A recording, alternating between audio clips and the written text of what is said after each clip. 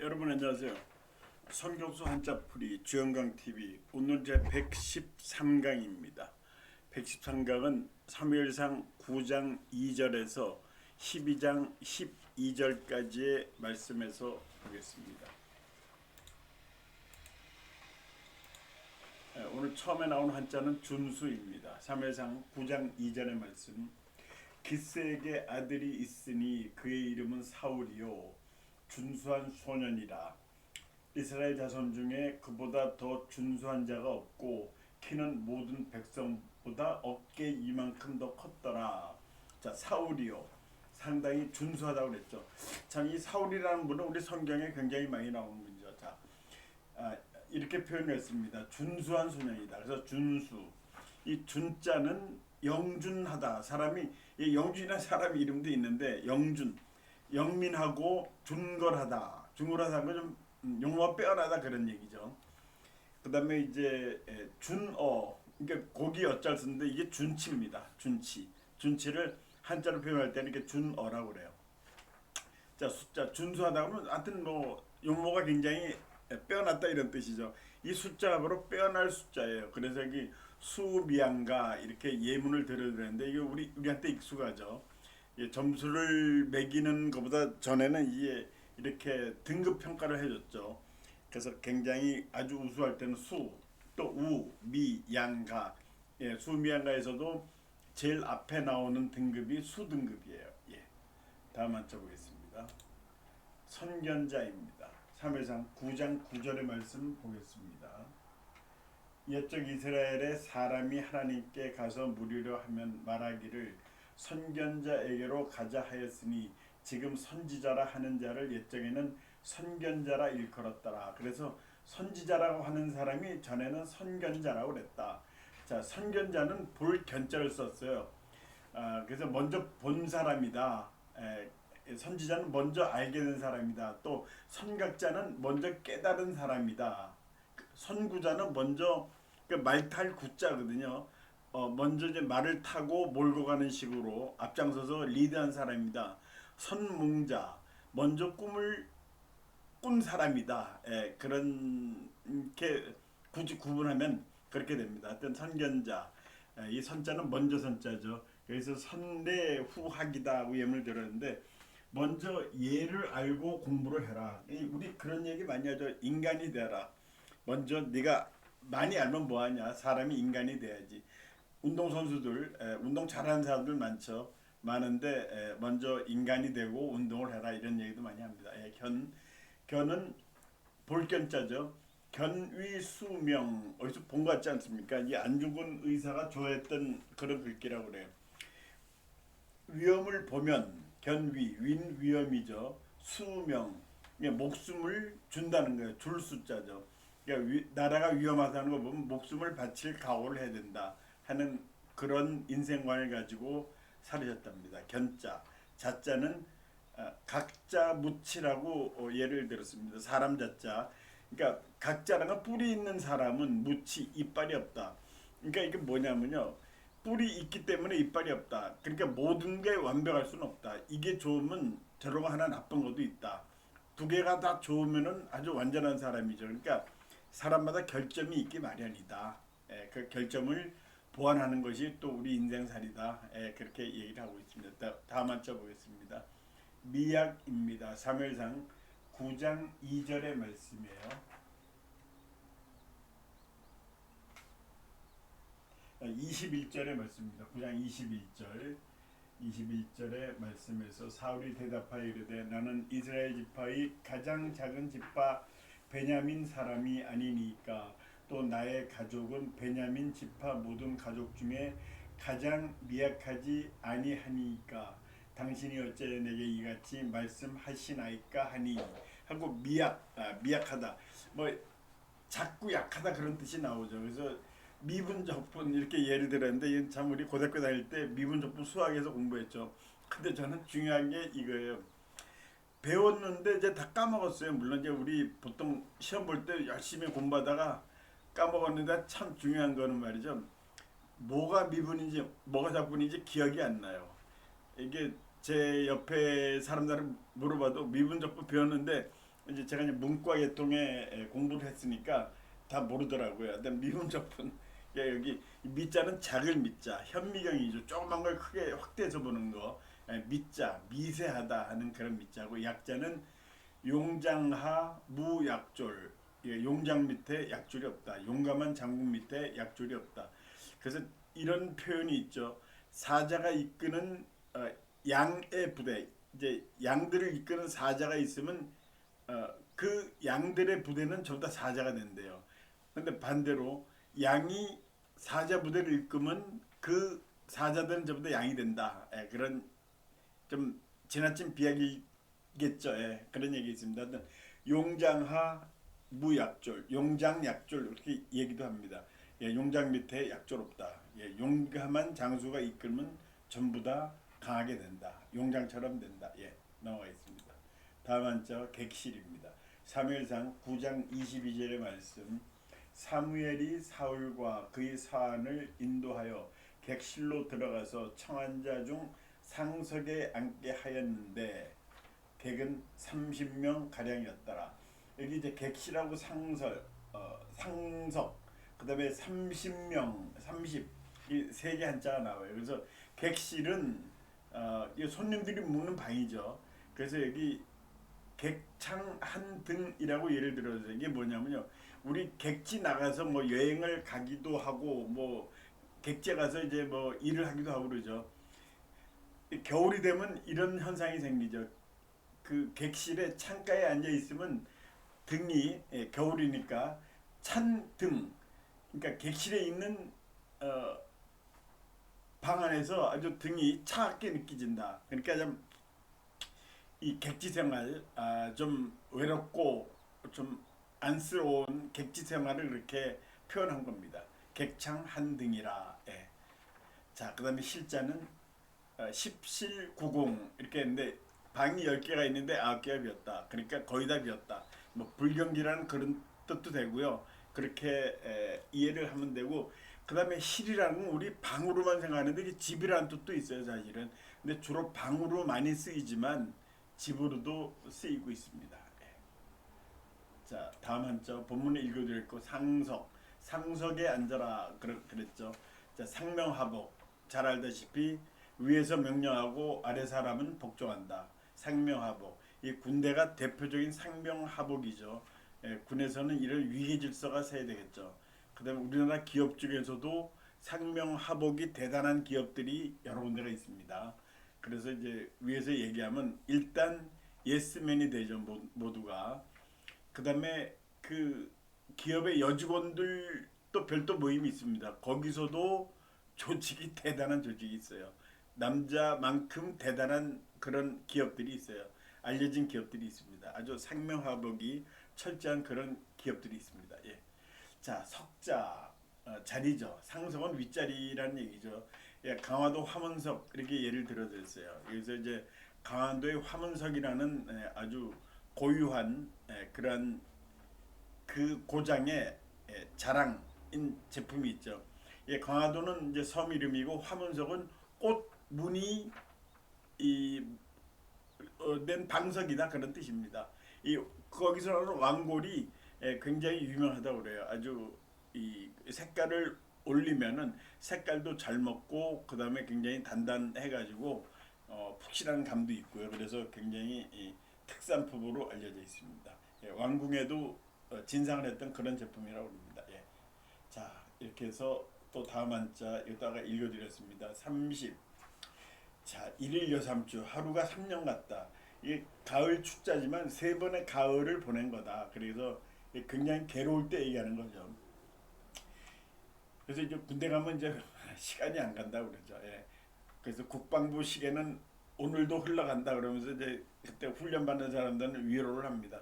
근데 국방부 시계나 일반 회사 시계나 다 똑같이 가죠. 근데 그 생활이 괴로울 때는 일일 여삼주처럼 느껴지는 거죠. 그 예를 들었습니다. 십자는 오풍십우다 이렇게 예를 들었는데 이게 뭐냐면요. 5일에 한 번 바람이 불고 열흘에 한 번 비가 온다.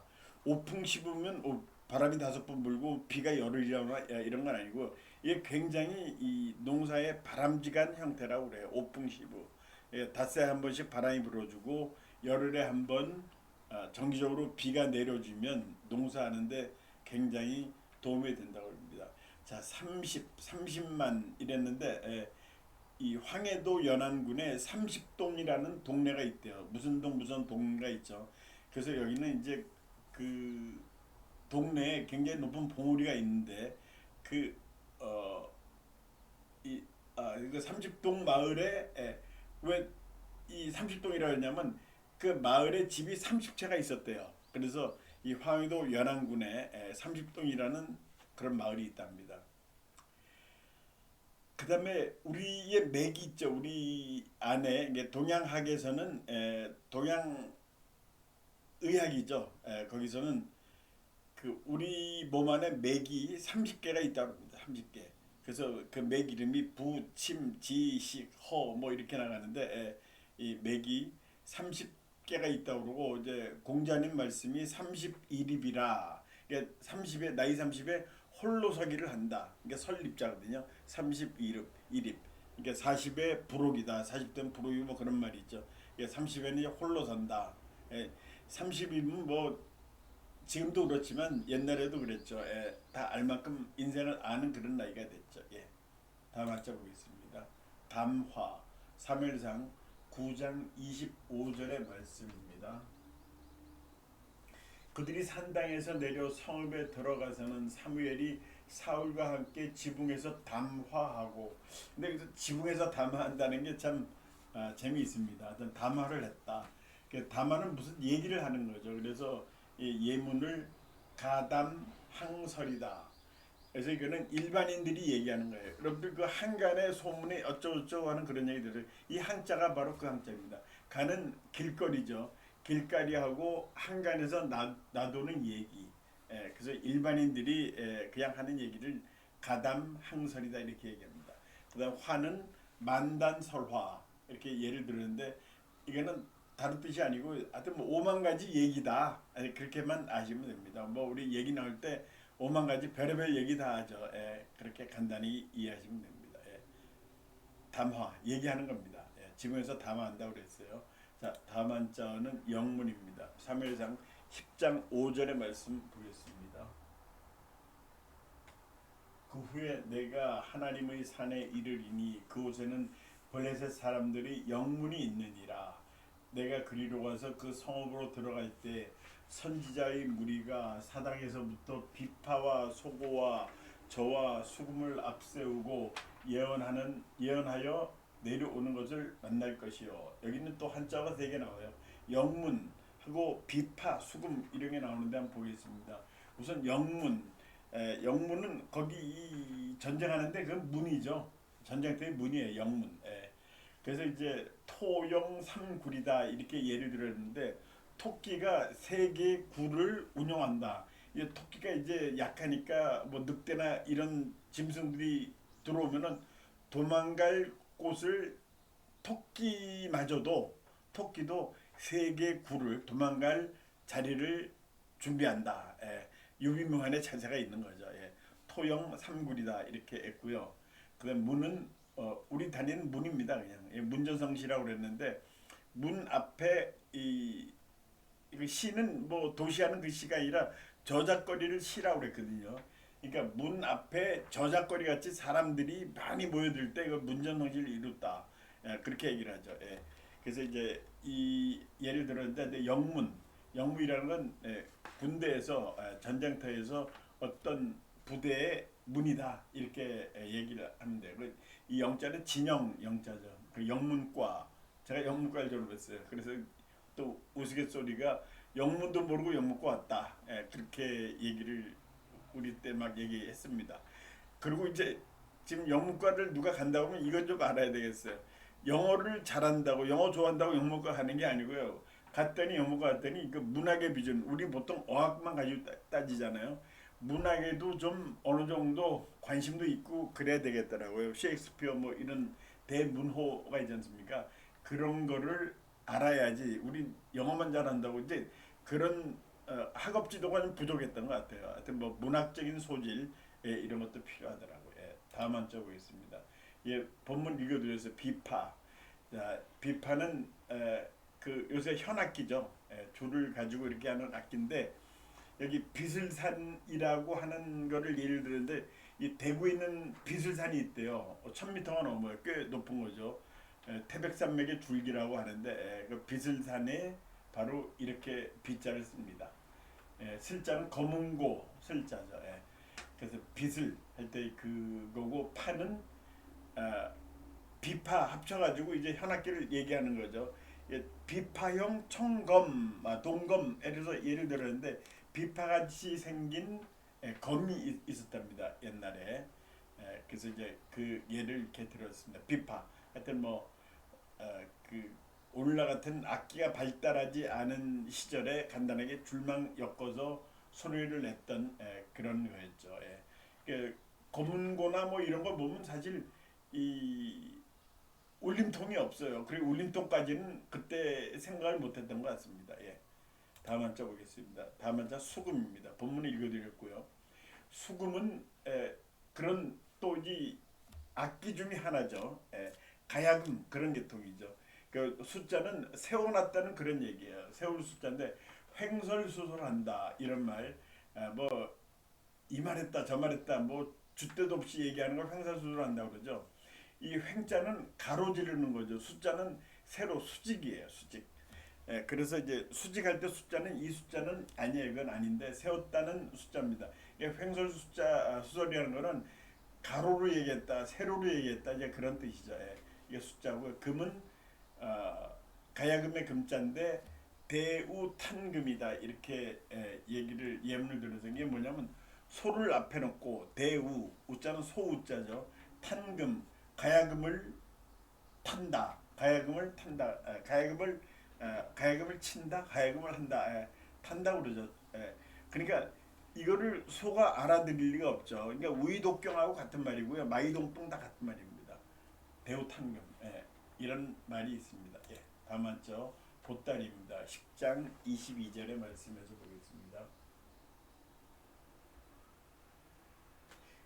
그러므로 그들이 또 여호와께 묻되 그 사람이 여기 왔나이까. 여호와께서 대답하시되 그가 짐 보따리들 사이에 숨었느니라 하셨더라. 자, 보따리. 자, 보따리 우리가 뭐 보따리라는 거는 알죠.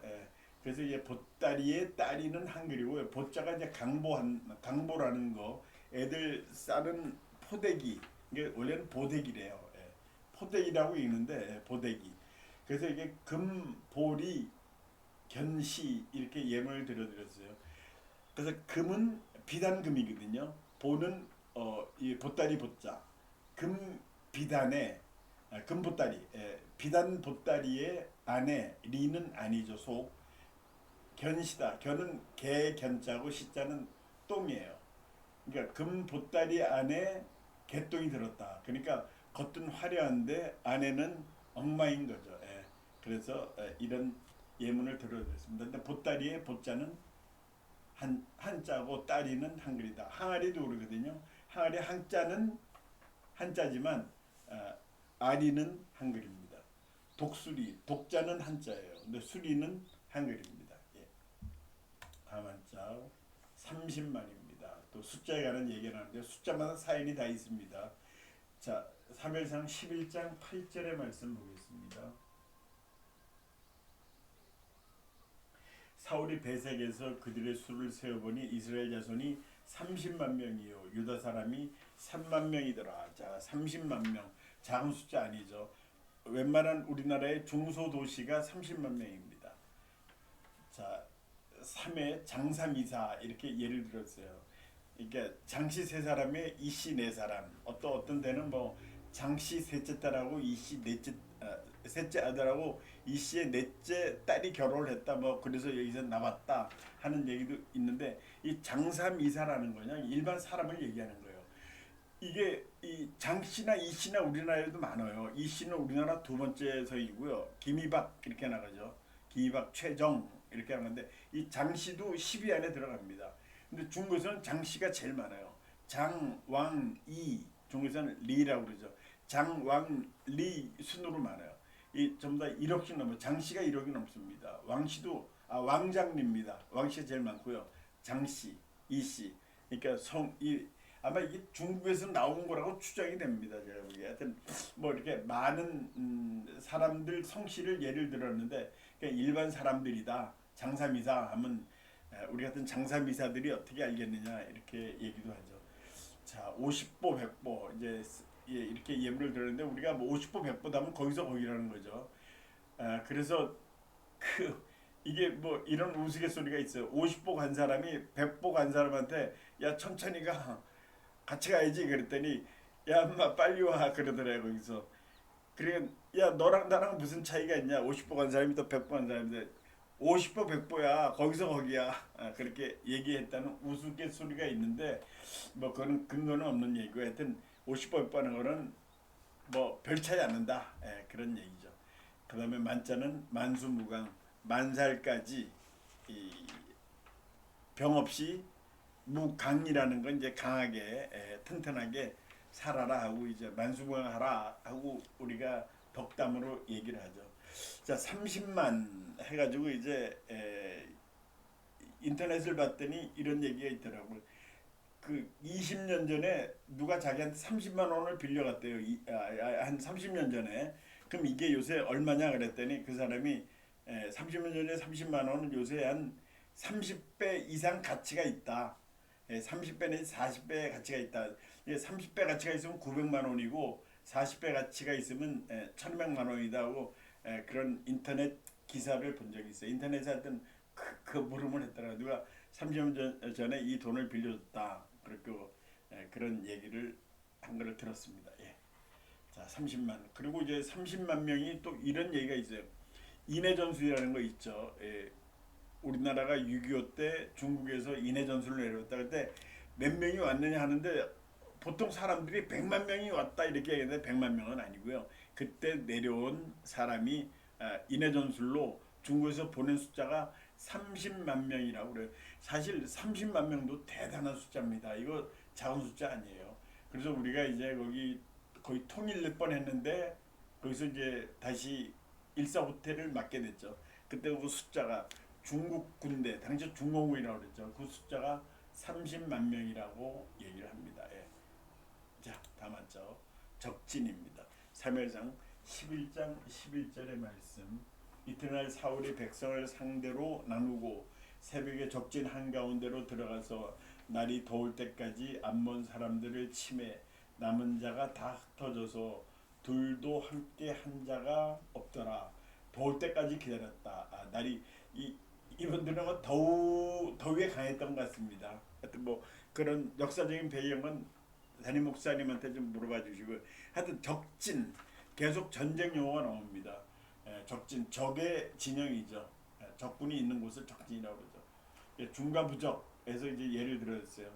이 중은 민중 군중을 얘기하는 관은 작을 관자예요. 군중의 숫자가 적어서 적과 대적을 못한다. 그래서 중과 부적 사람의 숫자에 밀린다. 어떤 사람은 중과 부족으로 알겠는데 부족한다. 그 개념을 알기 때문에 중과 부족 아니냐 하는데 부적입니다. 적군의 숫자에 훨씬 못 미쳐서 그렇다. 그 다음에 진짜는 배수진, 장사진 이렇게 얘기했죠. 그 배수진을 쳤다고 그러죠. 전쟁을 하는데 뒤에 강입니다. 강이기 때문에 더 이상 물러갈 데가 없어요. 뒤에 물러나면 절벽 밑으로 떨어져야 돼요. 그러니까 배수를 쳤다는 거는 거기서 최선을 다하겠다 그런 뜻이고요. 장사진은 이 사자는 뱀 중에서도 긴 뱀이에요. 뱀이 다 길긴 길죠. 그중에 더 긴 뱀을 사라고 그래요. 장사진은 긴 줄을 쳤다. 우리 뭐 물건을 사놨는데 굉장히 인기 있는 물건이면은 장사진을 쳤다 이런 얘기를 하죠. 적진은 적의 진영입니다. 다음 한자 보겠습니다. 담론입니다. 사무엘상 12장 7절의 말씀 보겠습니다. 그런즉 가만히 서 있으라. 여호와께서 너희와 너희 조상들에게 행하신 모든 공의로운 일에 대하여 내가 여호와 앞에서 너희와 담론하리라. 자, 담론 말하는 거야. 이게 담화문 예를 들고 로는 흑백 논리 예를 들어. 그래서 이제 담이라는 걸 얘기하는 건데 담화문 요새는 그런 게 없어요. 인터넷이 발달하고 다들 뭐 핸드폰이 있고 그래서 그런데 전에는 이 정부 고위 관리가 정부 고위 관리하면 이제 대통령도 되지만 국무총리 장관급 정도에서 무슨 일이 있으면은 이 벽보를 붙입니다. 동마다 인터넷이 없던 시절이었죠. 그래서 이제 벽보를 붙여서 이러이러한 일이 있는데 여러분들 예를 들어서 겨울이 가까우면 여러분 불 조심해야 됩니다. 해가지고 뭐 하고 그다음에 전력이 모자라면 전기를 아꼈습니다 하고 담화를 내죠. 국민 여러분 어쩌고저쩌고 뭐 하는 거 있었죠. 그게 담화문이었고 그다음에 노는 이제 흑백 논리인데 흑백 논리가 뭐냐면 검은 거냐 하얀 거냐 그러니까 두 가지 중에 하나다 이렇게 그런 논리인데 이 논리가 위험한 게 뭐냐면요 흑백 논리 외에는 전부 다 부정합니다. 그러니까 둘 중에 양자택일 하는 거예요.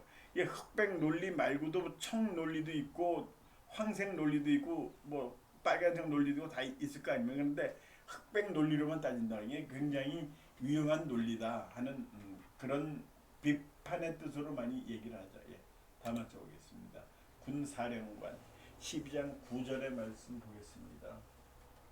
그들이 그들의 하나님 여호와를 잊은지라 여호와께서 그들이 하솔 군사령관 시스라의 손과 블레셋 사람들의 손과 모압 왕의 손에 넘기셨더니 그들이 저희를 침해 이렇게 해서 군사령관 군사령관은 요새도 물론 있는 계급이죠.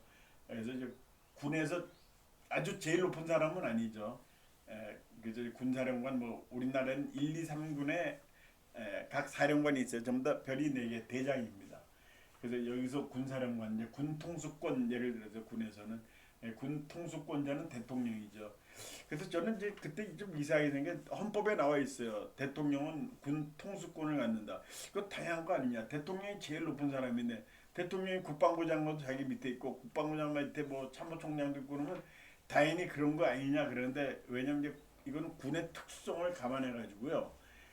군이 움직이는 거를 직접 명령할 수 있다. 뭐 대통령이 하다못해 소대장한테도 명령할 수 있다. 이런 뜻이래요. 통수권. 모든 군을 통수하는 긴급할 때는 뭐 소대장까지 설마 뭐 연락은 안 하겠지만 그런 식으로 그런 권한을 갖는다. 이제 그렇게 지휘계통을 무시하는 거죠. 군 상황이라는 건 굉장히 시급한 상황이 많죠. 자, 사자는 사정기관, 이 사자는 맡을 사자거든요. 뭐 일을 맡는다. 이게 사정기관은 바른 정치를 국가를 바르게 할 일을 맡는 그런 기관이죠. 이 사정기관 대표적인 거는 검찰하고 경찰 이렇게 보게 돼 있죠. 그다음에 령은 명령을 내리는 거죠. 그래서 호령, 여산 이렇게 예를 들었는데 그 호령한다는 건 큰 소리로 명령을 내리는 거죠. 그게 산과 같다. 그러니까 굉장히 우렁차고 엄숙하게 장중하게 그런 명령을 내리고 호령, 여산 그렇게 얘기하고 관자는 만조백관 이거는 이제 조선시대에 모든 문관 무관 포함해서요. 만조백관이라는 건 모든 거기에 관련된 신하들이죠. 임금 후에 있는 신하들, 만조백관 모든 신하들. 하여튼 군사령관 아까 말씀드렸죠. 군을 자기 사령부 내에 있는 군을 총괄하는 사람인데 하여튼 군사령관은 우리나라의 현재는 1, 2, 3군 사령관, 육군 경우에 그렇다 하는 말씀을 드리겠습니다. 다음 한자는 불구입니다. 사무엘상 12장 12절의 말씀에서 보겠습니다. 너희가 암몬 자성의 왕 나하스가 너희를 치러 옴을 보고 너희의 하나님 여호와께서는 너희의 왕이 되심에도 불구하고 너희가 내게 이르기를 아니라 우리를 다스릴 왕이 있어야 하겠다 하였도다. 자 여기서 불구 되심에도 불구하고 자 뭐뭐에도 불구하고 이런 얘기를 많이 하죠. 불자는 아니 불자죠. 불편부당하고 이제 예를 들어서 불편부당은 어디 편들지 않고 어디 이 당을 짓는다. 사람 모여서 파벌을 조성하는 게 당이거든요. 이게 당이라는 건 우리나라 이제 자기 같은 생각을 가진 사람들이 모여 있는 무리를 당이라고 그러죠. 그래서 불편부당은 어디 편들지 않고 어디 당짓지 말라. 그런 않는다 그런 뜻이에요. 이게 불부라고 쓴 건 앞에는 불이라고 있지만 뒤에는 부라고 있죠. 왜냐하면 디귿, 지읒 앞에서는 이 아니 불자를 부라고 있습니다. 그래서 부정부패할 때도 불정부패라고 안 그러죠. 부정부패 지읒이 있기 때문에 그건 참고로 하시고요.